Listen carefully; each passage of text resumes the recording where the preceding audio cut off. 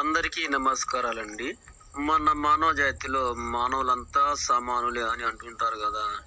అయితే ఇతర జంతు జాతులలో బర్రెలైనా, గొర్రెలైనా, కుక్కలైనా, ఇతర ఏవైనా వాటిలో కొన్ని అగ్రవర్ణాలని, అల్పవర్ణాలని అలా ఏ జాతి కూడా అనుకోవు. ఒక మన మానవ జాతి మాత్రమే మానవులు అంతా సమానులే అని కొందరు అంటూ ఉంటారు. ఆ కొందరిలో ఒక్కడైన నేను కూడాను ఒక మానవులే కాదు, సమస్త జీవజాతులు కూడాను సమానులే. గాలిలో పక్షులు, భూమిపైన జంతువులు, నీటిలో చేపలు, ఈ 3 స్థానాలలో జీవించే సమస్త జీవజాతి కూడాను నా దృష్టిలో సమానులే. మరికొందరు అరిచేతి వేలు చూపిస్తూ ఇదిగో హెచ్చుతగ్గులు, ఈ చేతి వేలలాగానే మానవుల వర్గాలు కూడా ఉంటాయి అంటూ చెబుతుంటారు. ఈ వేలను చూపిస్తూ పెద్ద వర్గం వారు, చిన్న వర్గం వారు, మధ్య వర్గం వారు అంటూ, అంతేకాదు ధనానికి కొందరు, కులానికి కొందరు, సంపదలకు కొందరు, ఇలా ధనానికి కులానికి లాగానే జ్ఞానానికి కూడాను హెచ్చుతగ్గులు ఉంటాయని వ్యవస్థని అడ్డుపెట్టుకుని ఈ 3 విధాల కుయత్నాలను సృష్టించారు. అయితే ఆ భగవంతుడు తయారు చేసిన ప్రతి మనిషికి కూడాను 2 చేతులు, ప్రతి చేతికి 5 వేలే కదా. అందరికీ అంతే ఉన్నప్పుడు కొందరికి వేల ఎకరాల భూములు, కిలోల కొద్ది బంగారాలు, మేడలు, పశు సంపద, ఇతర సంపదలన్నీ కూడా ఎలా ఉంటాయి?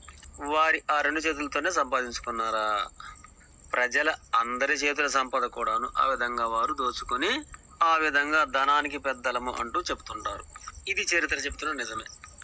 అలాగే కుల విషయానికి వస్తే కూడాను బోటకాలు సృష్టించి మనలను మన అమ్మలు కనలేదని, దేవుడు కన్నాడని, ఆ దేవుడు ఒకరిని మొఖంలో నుంచి కన్నారని, ఒకరిని చేతుల నుంచి, ఒకరి కాళ్ళ నుంచి, ఒకరి పాదాల నుంచి, ఈ విధంగా బోటకాలు చెప్పి ఈ విధంగా పెద్ద కులాలు, చిన్న కులాలు అంటూ సృష్టించారు. అలాగే జ్ఞానానికి కూడాను శ్రమ దోపిడికి బలి అయిన వారు ఏ గుణం కూడా నేర్చుకునే అవకాశం లేకుండా కడుపు కోసము, కుటుంబం కోసము పోరాడుతూ ఉంటే వారు అనుకునే జ్ఞానం లేదన్నట్లు అని చెబుతూ ఉంటారు. నిజానికి శ్రమ దోపిడి చేసుకున్న వారు లోకాన్ని అది చూసి ఇది చూసి వారికి కడుపుకు సంపాదించుకునే పని లేదు కదా, ప్రజల సొమ్ము కుప్పలుగా పెట్టుకున్నారు కదా. జీవిత కాలంలో వినోదంగా, విలాసంగా, కాలక్షేపాలతో యాత్రలు, పాత్రలు తిరుగుతూ ఆ విధంగా అదో రకమైన జ్ఞానం సంపాదించుకుంటుంటారు.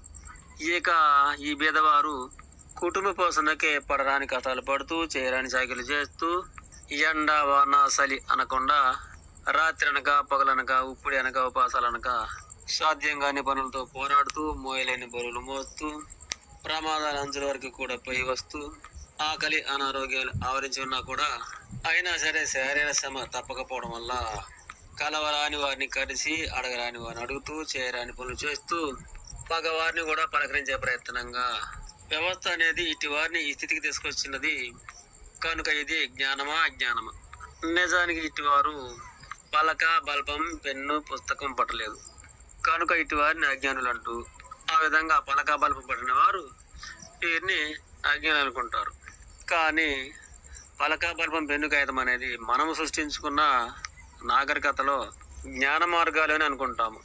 కానీ ఈ జ్ఞాన మార్గాలు అనేవి నిజానికి కలము గాని, కత్తి గాని ఏనాడైనా సరే కడుపు నింపగలిగాయా? ఎవరికైనా కడుపు నింపగలిగాయా? విలువ లేని వారిగా కనిపించే ఈ కష్టజీవులే అందరికీ ఆహారాలు పండించేది నిజం కాదా? పేదవారిగా ఉన్న కష్టజీవులే సృష్టితో ఆ విధంగా పోరాడుతూ జీవన ప్రయాణ పోరాట అనుభవం అనేది ఇటు అనుభవమే సృష్టి అందించిన జ్ఞాన సంపద కాదా? ప్రకృతే గురువుగా అందించిన అట్టివారి జ్ఞానం ముందు ఈ పెన్ను, పేపర్ ద్వారా అందిన జ్ఞానం అనేది దానికి సరిపోలదు కదా. నిజానికి పెన్ను, కాగితంతో రాసేది ఏమిటి? ఇటువంటి వారి పోరాటలే కదా. సాంఘిక మార్గమైన, సామాన్య మార్గమైన లోకాన్ని చూసి రాసుకున్నదే కదా. ఈ నాగరికతలో రాయజదిన వాడు వారికన్నా నేనే జ్ఞానవంతుని అని వినిపిస్తూ ఉంటాడు. నిజానికి మనం అజ్ఞానులు అనుకునేవారే ప్రకృతిలో పుట్టారు, ప్రకృతితో పోరాడుతూ, ప్రకృతితో ఎదుగుతూ, ఆ విధంగా అనునిత్యము ప్రకృతి అందించే జ్ఞానం అనేది నీ పలక బలపం రాసిన దానికన్నా ఆ విధంగా సాధన చేసి సాధించుకున్న జ్ఞానము అదే ప్రకృతి జ్ఞానము. నిజానికి దానిని చూసి రాసుకున్నదే మన జ్ఞానము. తెలివి కలవారము అనుకునే వాళ్ళు పంట పండించి తెలివి తక్కువ వారికి పెడుతున్నారా, లేక తెలివి తక్కువ వాళ్ళు పండించి తెలివి కలవారికి పెడుతున్నారా? ఈ విషయం అనేది ఆత్మసాక్షిగా అందరూ పరిశీలించుకోవచ్చు. ఎలా అనుకున్నంత మాత్రాన వారు వీరు కారు, వీరు వారు కారు. అనుభవం అనేది ఎటువంటి అనుభవం అయినా సరే ఆత్మ అనబడే భాండాగారంలోనే ఆ విధంగా ప్రతి నిత్యము మానవుడు సంపాదించి అందులో దాచుకుంటాడు. నిజానికి ఈ విచిత్ర విశ్వ సృష్టిలో సృష్టితో పోరాడేదే నిజమైన జ్ఞానం. తప్పైతే క్షమించగలరు.